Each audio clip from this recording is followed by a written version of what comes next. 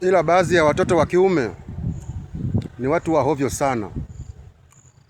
Unamtenga baba yako, umemwacha baba yako kwa sababu tu ya maneno ya kuambiwa. Baba yako naye ni sababu ya wewe kuwa hapo ulipo. Inabidi umshukuru sana baba yako kwa kumchagua mama yako, na akakuchagulia huyo mama ambaye umezaliwa naye, ambaye amekuzaa. Baba ni sababu ya wewe kuishi. Kwa usimtenge. Kama yupo duniani, yupo kwenye hii dunia, mtafute. Hata kama uishi naye na umeambiwa maneno, hebu babako yeye akikwambia maneno alionayo, madhaifu alionayo ya mpenzi wake ambaye wewe ni mama yako, akikwambia unaweza kunani? Unaweza kuhimili wewe mzee? Wewe jamaa. Kwa mzee wako mfate.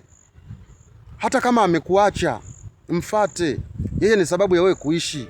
Mwambie mzee, nakushukuru sana kwa kunitafutia mama bora, mama mwema, amenilea. Hata kama ulikuwa haupo, ulituacha.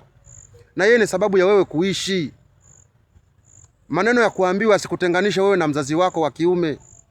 Huwezi kujua ni sababu gani.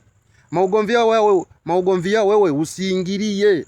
Waligombana wao wakaachana wao, wewe usiingilie wao, usionani. Wewe mfate mzee wako, mwambie bana, pamoja na maneno yote niliyoambiwa, lakini bado wewe ni mzee wangu. Wewe ni sababu ya mimi kuwa duniani.